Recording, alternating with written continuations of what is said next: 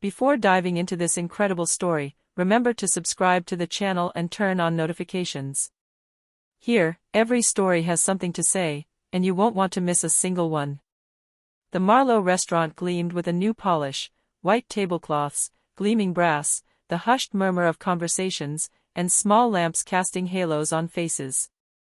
That evening, the dining room was nearly full, businessmen in suits, couples in a hurry, tourists quoting from their guidebooks. The air was thick with the scent of butter and lemon, and there was something sour about it, a quiet impatience that rippled from table to table. She entered slowly, leaning on a cane with an ivory handle, her small figure straight as an old flag. Her hair, gathered in a neat bun, was the color of a peach sky after a storm, gray with traces of deep brown. She wore a navy coat, a scarf with a simple pattern, and thin-rimmed glasses.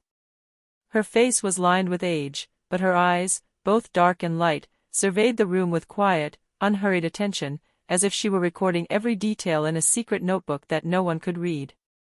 The waiter, a young man named Tyler, was new this month. He'd learned his routines on the fly: greet, smile, take notes, execute. He'd grown up in neighborhoods where politeness had its limits and authority was sometimes bought with fear. Tonight, his nerves were on edge, a difficult phone call before his shift, a chef shouting in the kitchen, the pressure of a promised bonus.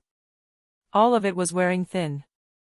When he spotted the woman, standing motionless by the door, he first weighed the pros and cons: a small table near the counter, an inexpensive evening menu, and customers already at their tables paying. "Good morning, madam, a table for you?" he said, trying to sound affable. She replied in a slow, modulated, unhurried voice, "A table, yes, near the window, if possible." "Thank you."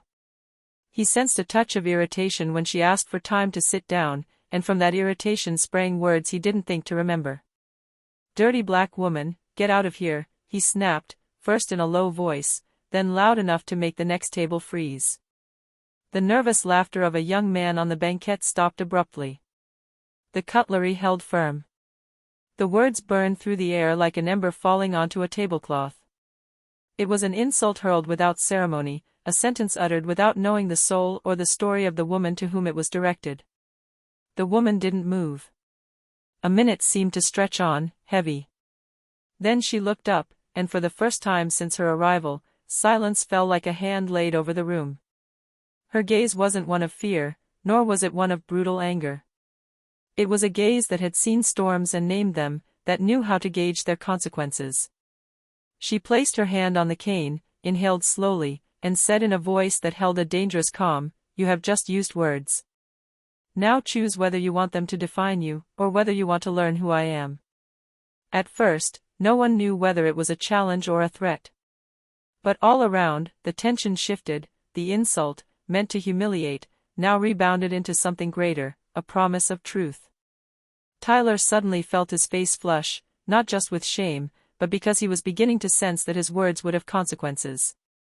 The woman sat down quietly. Her coat brushed against the tablecloth, her gaze slowly swept around the room as if taking in every face, every possible name. Something was about to happen that evening that would go beyond the harshness of an unfortunate remark.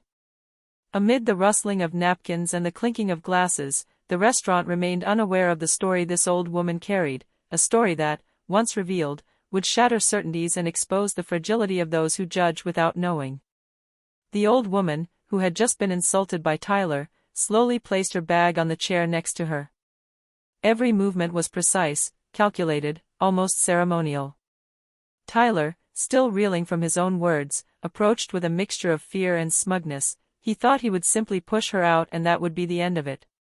"Madam, I think you should leave," he stammered, his voice betraying his nervousness. She looked up at him, and this time her gaze held neither anger nor fear, but a quiet authority that spoke volumes. "I came here to dine, young man, and you chose to judge me by my skin color rather than my humanity.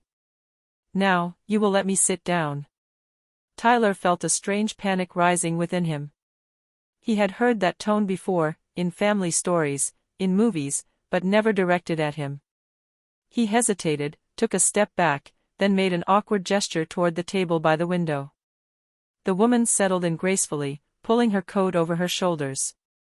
A few customers watched the scene, some intrigued, others shocked. The silence was heavy. Then, calmly, she asked for the menu. Tyler, his hands trembling slightly, handed it to her. Each page seemed to vibrate in his palm, as if the weight of the situation made tangible objects heavier. The woman slowly scanned the menu, finally choosing a simple dish, grilled salmon with seasonal vegetables. As he walked away to place the order with the kitchen, one of the older waiters, Mark, approached Tyler. "You should never talk to anyone like that," he whispered. "No matter who she is, but especially, no matter who she might be." Tyler shrugged, but the warning sank into his mind, like a seed waiting to sprout. A few minutes later, while the woman patiently waited for her meal, a man entered the restaurant. He was tall and elegant, wearing a dark suit and sunglasses despite the dim lighting. His gaze swept around the room and immediately settled on her. An expression of surprise and respect crossed his face. She looked up, and a slight smile formed on her lips. Tyler, his heart pounding, didn't immediately understand what was happening. But the man stepped forward, gently placed a hand on the woman's shoulder, and said, "Mom. I'm so happy you're here." Tyler suddenly felt the weight of his words like a stone in his chest. The insult, which was meant to remain anonymous, invisible, had just collided with a reality he could never have imagined. In this elegant room, between the scent of grilled salmon and the murmur of customers, the first lesson was already evident: to judge without knowing is to sow humiliation, and sometimes, to be surprised by fate. Waiter Tyler couldn't tear his eyes away from the woman sitting by the window. Every gesture, every movement of her hand brushing against the tablecloth, every blink of her eyes seemed imbued with dignity and authority. He wondered what could possibly justify such composure after such a brutal insult. The man who had just called her "Mom" sat down at her table. He took off his sunglasses, and Tyler immediately recognized the face on the local news screens: Jonathan Caldwell, a renowned lawyer and influential philanthropist nationwide. Tyler felt a lump in his throat. The woman he had just insulted was no ordinary customer. "Mom, are you all right?" asked Jonathan, his voice soft but firm. She nodded her head, without raising her voice, but with a look that seemed to say, "Everything is under control." Tyler, trembling, approached the table with the tray of food he had prepared. Each step felt heavy, laden with guilt. "Ma'am. He began, but the words died in his throat. The woman looked up at him, and for the first time since her arrival, her smile became slightly stern.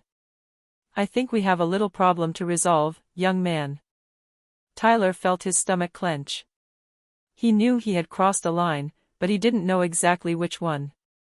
Jonathan placed a comforting hand on his mother's and said calmly, "Tyler, why don't you talk to us about what happened?" Tyler stammered, unable to lie or justify himself. I didn't mean to. I just thought." The woman shook her head. "You had a bad thought. And acting on a bad thought has consequences." At that moment, the entire restaurant seemed to hold its breath. Customers whispered, some discreetly pulled out their phones to capture the scene, while Tyler felt his conscience overwhelm him. Jonathan Caldwell, with the patience and authority of a man who presided over courts and assemblies, spoke, "Tyler, everyone deserves respect, regardless of skin color, age, or appearance. What you have just done is unacceptable. You have a chance to make amends, but you must understand the gravity of your actions." The waiter felt the weight of the world on his shoulders. He understood that this moment would mark his life forever.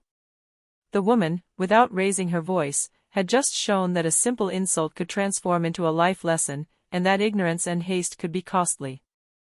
And in the heavy silence that followed, Tyler knew that this night would not end simply with dinner. Something bigger had just begun: the confrontation between racism, shame, and redemption. After the heavy silence, the woman put down her fork and straightened slightly. Every movement was imbued with a quiet authority that contrasted sharply with Tyler's visible nervousness. Jonathan, still at her side, gave her a knowing look. He knew his mother was going to take charge. "Tyler," she said in a clear, firm voice, You thought your words could diminish me. But they don't define who I am. They do, however, define who you are, and what you decide to do now will determine whether you can change. Tyler lowered his eyes, unable to meet her gaze. He felt shame consuming him, a fire no amount of professional polish could extinguish. He had humiliated an elderly woman, a stranger, believing he held authority over her. And now he was discovering that this woman possessed not only high social and professional standing, but also an aura that commanded respect and admiration. I want you to understand something, she continued calmly. Every action has a consequence. Your impulsiveness, your racism, your arrogance, all of that can destroy a life. But it's never too late to learn. She slowly rose and approached him, her cane barely touching the ground. Tyler felt his heart race. She held out her hand to him, not to punish him, but to offer him a chance at redemption. You will clean up your mistakes. Not just what you said, but what you thought. You will understand the value of every person you meet. And to begin with, you will help me organize a fundraiser for underprivileged youth in our neighborhood. You will learn patience, respect, and dignity. Tyler, speechless, nodded. It was humiliating, certainly, but it was also an opening to something he had never experienced, learning by example and redemption. The customers around, silent witnesses to the scene, began to murmur. Some took photos, others lowered their eyes, aware that they had witnessed a rare moment, a direct confrontation with racism, followed not by revenge, but by a lesson in dignity. Jonathan smiled slightly at his mother, then at Tyler. That's how you turn a mistake into a lesson. Tyler felt his body tremble, but this time it wasn't just fear, it was also the beginning of a profound understanding of his actions. The woman was more than just an elderly customer, she was a living symbol that arrogance and ignorance could be corrected, provided one knew how to listen. And in that silent restaurant, amidst the aroma of salmon and the murmur of the other customers, Tyler understood that his world had just changed. The real lesson wouldn't be in the humiliation he'd suffered, but in what he would become afterward.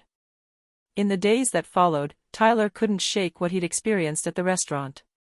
Every moment at work felt like a silent rehearsal of his mistake and the lesson the old woman had taught him. He felt something had to change, not just to undo what he'd done, but to transform his life.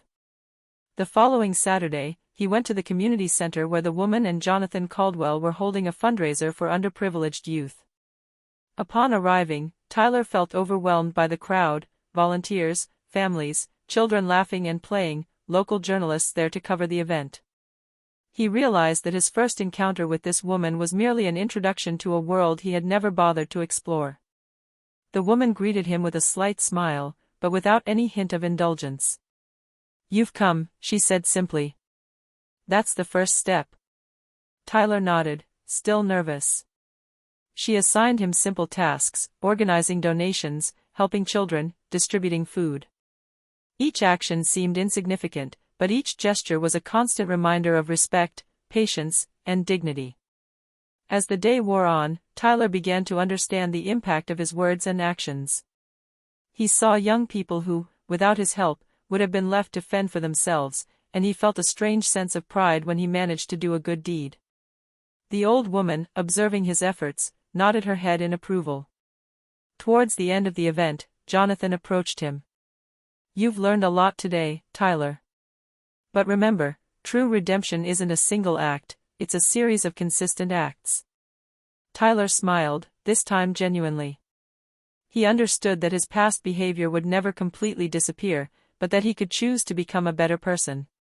Shame had been the catalyst for his transformation, but now, respect and understanding were taking its place. Before leaving the center, he approached the woman. I wanted to ask for your forgiveness," he said, his voice trembling but firm. "For everything I said, and for everything I thought. I want to learn to be better." She placed her hand on his shoulder. "Words can hurt, Tyler, but actions can heal. Always remember that lesson." As he stepped outside, he felt a new light in his heart. The insult he had once uttered still echoed, but it was no longer a burden. It had become the starting point of a new path, a path where respect, patience, and dignity would henceforth guide his every step. And in the cool of the evening, with the sky tinged with orange and purple, Tyler understood that the initial humiliation had been a gateway to redemption, a lesson etched into his soul, a chance to rebuild not only his life, but also his perception of the world.